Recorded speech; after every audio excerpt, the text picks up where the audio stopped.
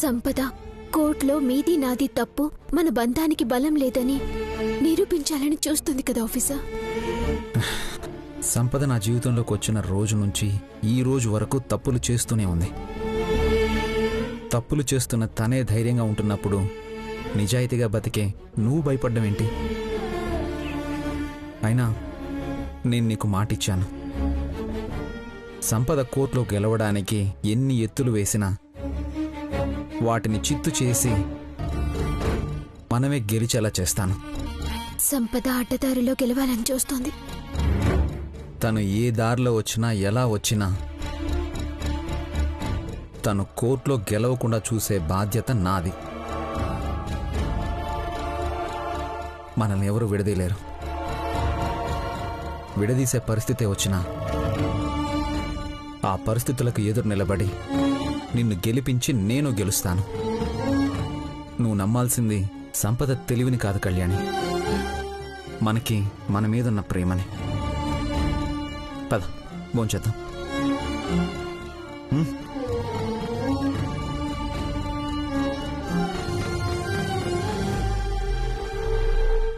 నాన్న రండి భోంచేద్దురు.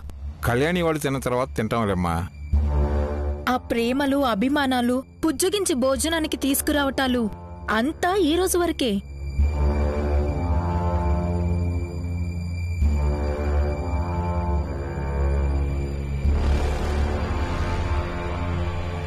రేపట్నుంచి అదిగో ఆ గీత అవతల నిలబడి మా కాపురం చూసి కళ్యాణి కుళ్ళుకోవాల్సిందే.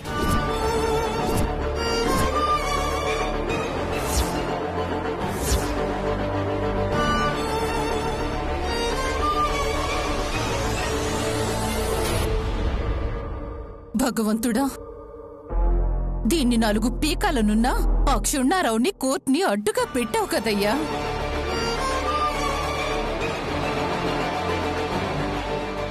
మీరంతగా ఆవేశపడకండి అత్తయ్యా, నా వెనక కోర్టుంది.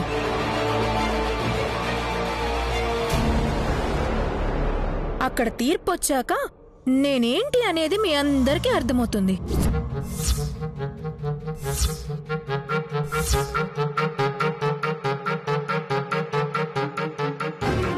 ఏంటి అర్థమయ్యేది? దమయంతి, ఏంటి నువ్వు? కోడలు వెనక కోర్టుంది.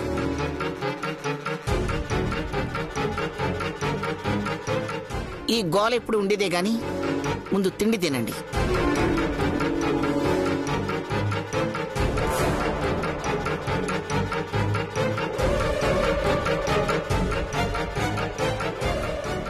కళ్యాణి పద.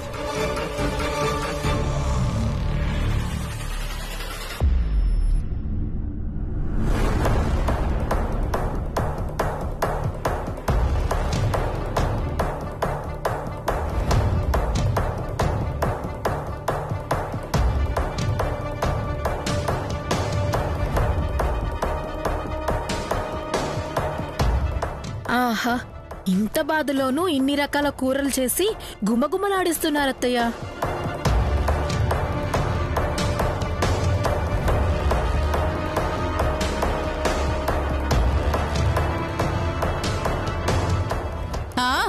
ఏం చేస్తాం? కళ్యాణానికి కర్మం దానికి తిండి మారుతుందా, చేసే కార్యక్రమం మారుతుంది. కానీ ఇది అంతే. ఏంటత్తయ్య అలా అంటారు? రేపటి మనమే కదా కలిసి ఉండాలి.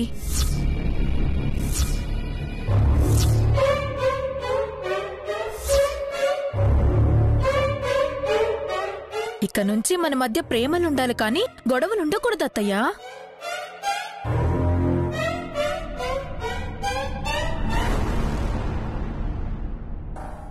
అత్తిల్లి పుట్టిల్లు అనుకుని బతికేవాళ్ళు కూడా ఇన్ని మాటలు చెప్పరమ్మా. అయ్యో, ఇక నుంచి నేను బ్రతుకుతానమ్మా. ఎందుకంటే మా అన్యోన్యమైన దాంపత్యం చూసి కళ్యాణి కుళ్ళుకోవాలి కదా.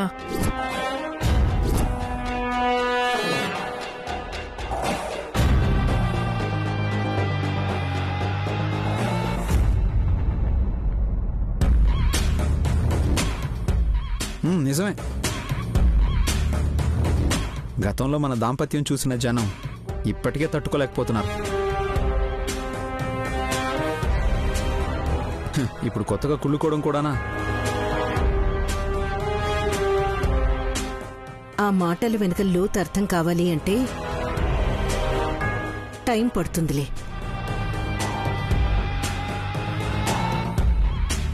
అర్థం మనకవుతుందా తనకవుతుందా అనేది తెలిసే రోజులు ముందుంటాయిలే.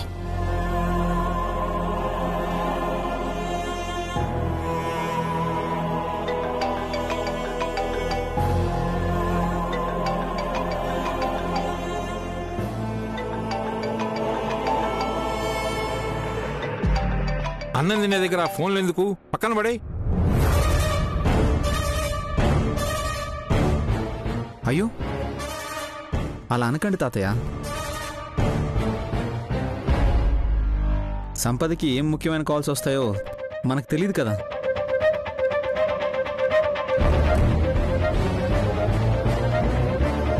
అవును మరి, కోర్టు ఇచ్చిన కోడలు తనకే విషయంలోనూ అడ్డు చెప్పకూడదు.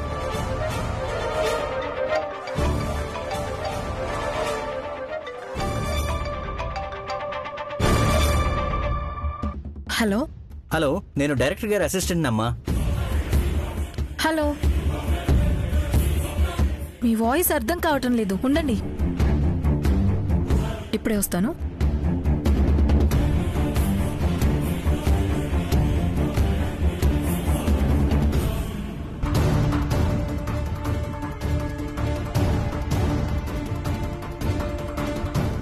కళ్యాణి తిను.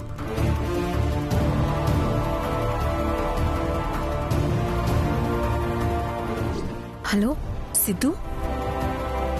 సిద్ధు కాదమ్మా, నేను డైరెక్టర్ గారి అసిస్టెంట్ని మాట్లాడుతున్నాను. మా డైరెక్టర్ గారు మీతో మాట్లాడాలంటున్నారు. డైరెక్టరా? ఏ డైరెక్టర్? ఏ డైరెక్టర్ అంటారేంటమ్మా? మాట్లాడండి.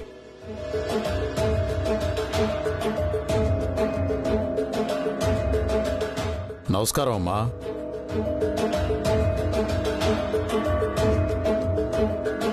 సార్, నిజంగా మీరేనా? నేనేనమ్మా. చాలా రోజుల తర్వాత మళ్ళీ ఒక మెగా ప్రాజెక్టు స్టార్ట్ చేస్తున్నాను. నా గురించి మీకు? నీ ఫోటోలు బెంగళూరులో చూశానమ్మా. ఒక క్యారెక్టర్ కి హీరోయిన్ దొరికింది, కానీ మెయిన్ హీరోయిన్ కి నీ ఫోటోలు చూశాక నువ్వే కరెక్ట్ అనిపించింది. నేను మీ సినిమాలో హీరోయిన్ గా? ఇది కల కాదు కదా సార్? కల అయితే కారులో నిన్ను చూడడం కోసమే హైదరాబాద్ దాకా ఎందుకు వస్తానమ్మా?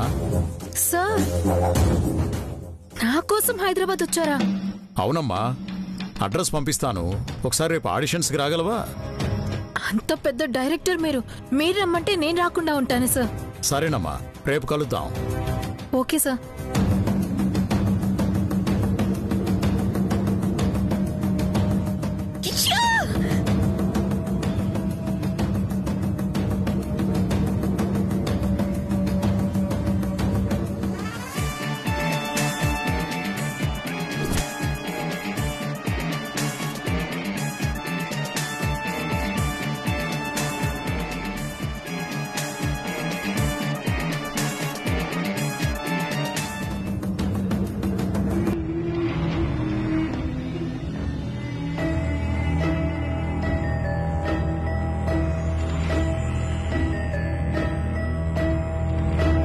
కళ్యాణి తినమ్మా.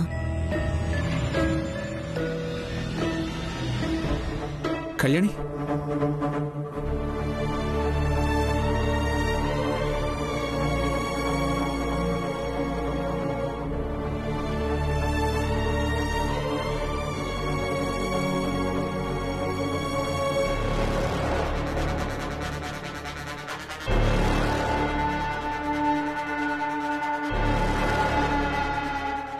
అమ్మా నేను తీసుకెళ్తాను.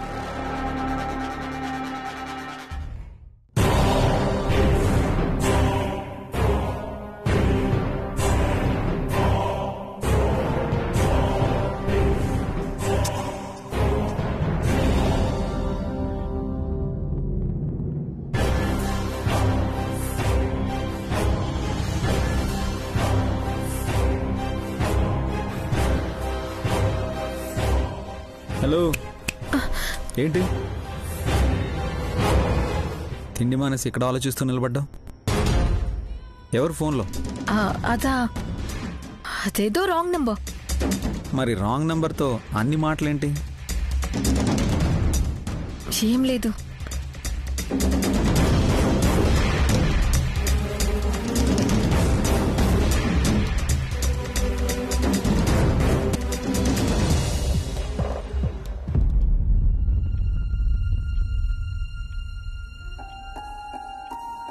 ఏంటి కళ్యాణి, అంత చెప్పినా కూడా అలా వచ్చేసావు? రేపటి ప్రశ్నకు నాకు సమాధానం దొరికే వరకు నేనేమీ తినలేను. ఆ సమాధానం కోసం నువ్వు పస్తులుండి ఎదురు చూడడం అంటే నా మాట మీద నీకు నమ్మకం లేదనే కదా? చచ్చా, అదే లేదు ఆఫీసర్. మరి తిను. ఇదిగో నీకు బాగా ఇష్టమని టమాటా పచ్చడి నెయ్యి కలిపి మరీ తీసుకొచ్చాను. తిను. వద్దు. సరే, ఈ కూర నీకు ఇష్టం కదా, ఇది తిను. వద్దు ఆఫీసర్. తినవన్నమాట.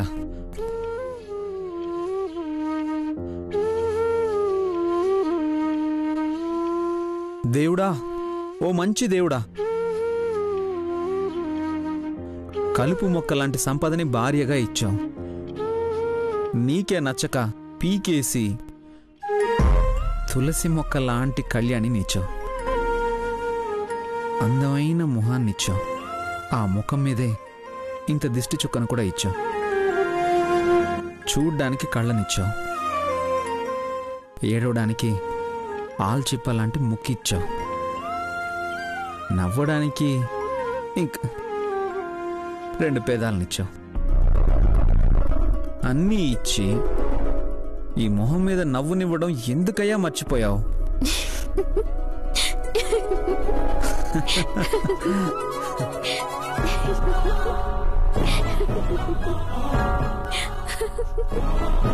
వావ్, నీకు నిజం చెప్పనా? ఏంటి? ఆ వెన్నెల ఏమంటుందంటే, దగ్గరికి రా రా. ఏంటి? ఆ వెన్నెల కంటే నీ నవ్వే బాగుంటుందంట. ఇదిగో వెన్నెల, నువ్వేమనుకోకు, ఇది మాత్రం నిజం.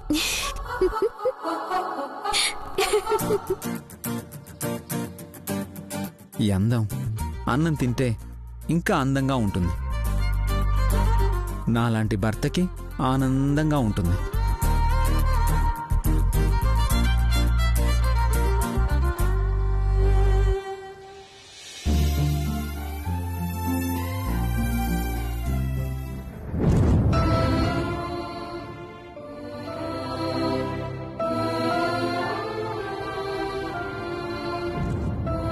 ఎందుకమ్మా ఇలా చేస్తున్నా? ఎన్ని ప్రయత్నాలు చేసినా ఫలించడం లేదు. ఎందుకు ఇలా జరుగుతోంది?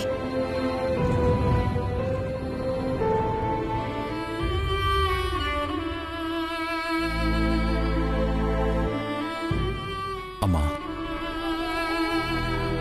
నీ మనసులో ఎంత బాధ ఉందో నాకు తెలుసమ్మా. కళ్యాణి గురించి మీరు బాధపడాల్సిన అవసరం లేదు. కళ్యాణి మంచితనమే తనను కాపాడుతుంది. ఏం కాపాడింది చెప్పు? శౌర్యకి భార్య అయిన దగ్గర నుంచి ఏ రోజైనా సంతోషంగా ఉందా? వాళ్ళిద్దరూ కాస్త సంతోషంగా ఉన్నారు అనగానే ఏదో ఒక రూపంలో ఎవరో ఒకరు వాళ్ళ ఆనందానికి అడ్డు తగులుతూనే ఉన్నారు. మంచితనం అనుకుంటూనే నా జీవితం ఇలా అయిపోయింది. భర్తకి దూరం అయిపోయాను. కనీసం 5 సంవత్సరాలు కూడా మీ అన్నయ్యతో సంతోషంగా లేను.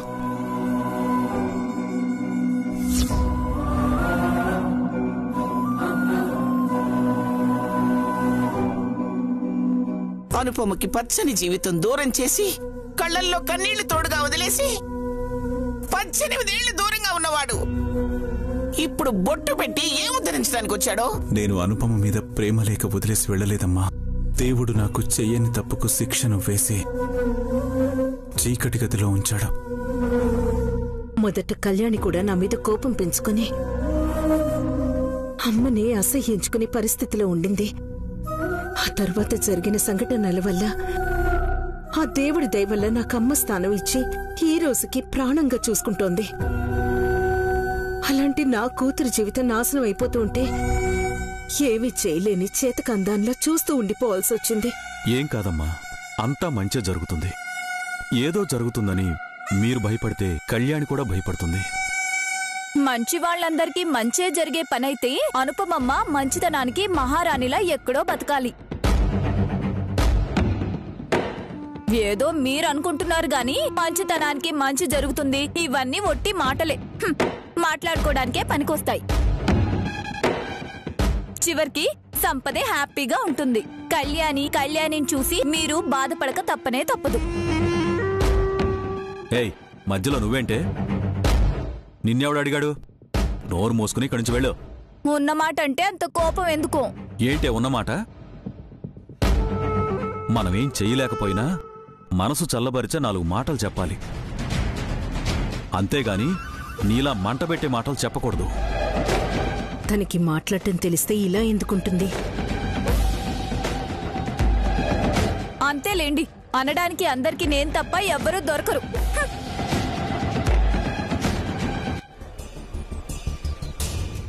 దాని మాటలేం పట్టించుకోవద్దమ్మా. మాట్లాడటమే తెలియదు అని తెలిసినప్పుడు తన మాటల్ని ఎందుకు పట్టించుకుంటానులే చిన్ని.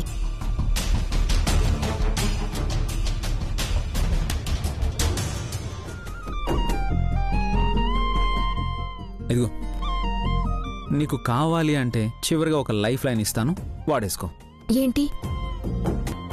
నిన్నెత్తుకుని చందమామని చూపిస్తూ గోరుముద్దలు తినిపిస్తాను. ఇదే మరి చివరి లైఫ్ లైన్. ఏంటి, వాడేసుకుంటావా?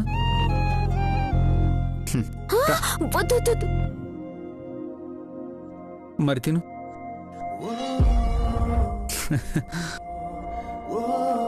తిను.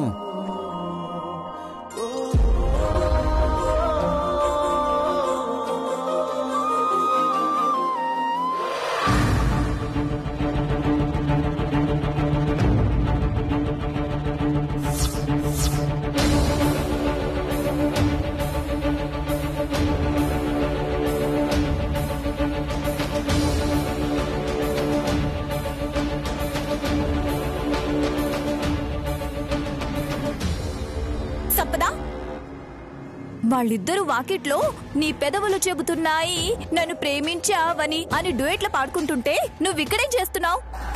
వాళ్ళకి నేనేమైనా కాపలనా? రొమాన్స్ చేసుకుంటారో ఏం చేసుకుంటారో చేసుకోనివ్వు. అది కాదు సంపద,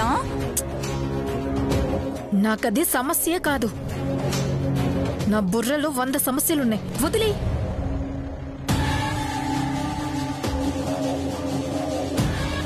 నగలు పోయాయని పిచ్చిగాని ఎక్కిందా ఏంటి దీనికి?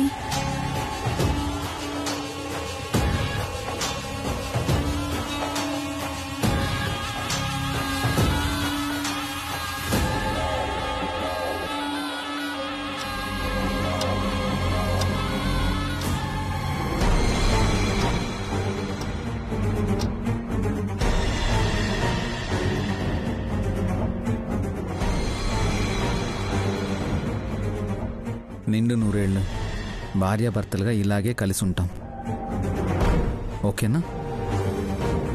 దానికే పిచ్చి పట్టిందనుకుంటే వీళ్ల పిచ్చి పీక్స్ కి చేరిందేంటి? తెల్లారితే విడిపోతారు, అది మర్చిపోయి 100 ఏళ్ళు కలిసుంటామని కలలు కంటున్నారేంటి?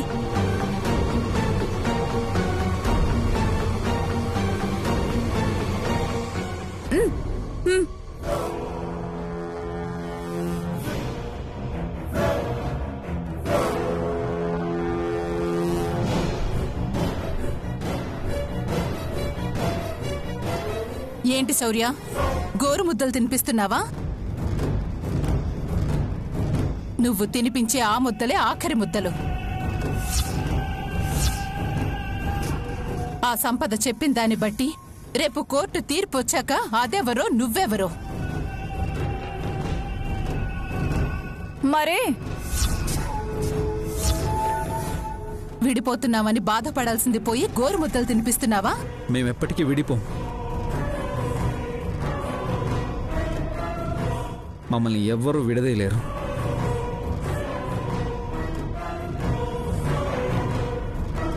నువ్వు నా మాటలు వినవురా? రేపు నీకే అర్థమవుతుంది. ఈ లోపు తినిపించుకోండి.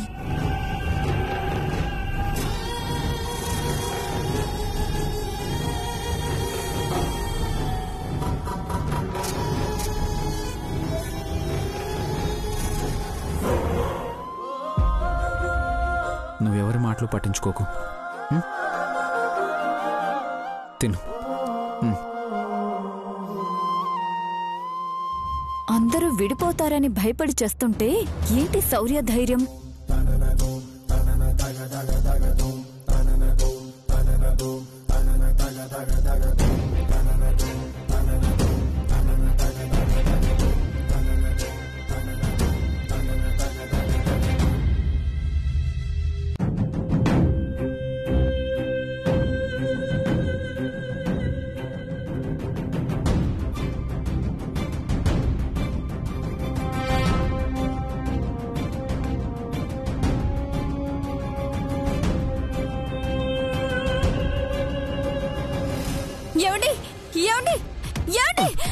ఏంటి బుల్డోజర్ మీదకొచ్చినట్టు అలా వచ్చేస్తున్నావు? ఏమండి, ఆ కళ్యాణి శౌర్యం చూసారా? నీలాగా అందర్నీ ఎవరేం చేస్తున్నారని చూడడం నా పని కాదుగా. అబ్బా, నేను చెప్పేది వినండి. నన్ను వెతుక్కుంటూ నా దగ్గరకే వచ్చావంటే నువ్వు చెప్పేది ఎవరు వినే మాట కాదని అర్థం. అలాంటప్పుడు నాకు చెప్పడం ఎందుకు? వాళ్ళ మాటలు విని పిచ్చెక్కి ఎవరికి చెప్పాలో అర్థం కాక మీ దగ్గరకొచ్చాను. నీకు కూడా అర్థం కాని మాటలు ఏం మాట్లాడారేంటి? తెల్లవారితే విడిపోతారని అందరూ టెన్షన్ పడుతుంటే మనం నిండు నూరేళ్లు కలిసుంటామంటూ గోరుముద్దలు తినిపించుకుంటున్నారేంటండి? ఓహో, అదే నీ బాధ. విడిపోవాల్సిన వాళ్ళు 100 ఏళ్లు కలిసి ఉండటం ఏంటా అనేది నీ అనుమానం, అంతేగా?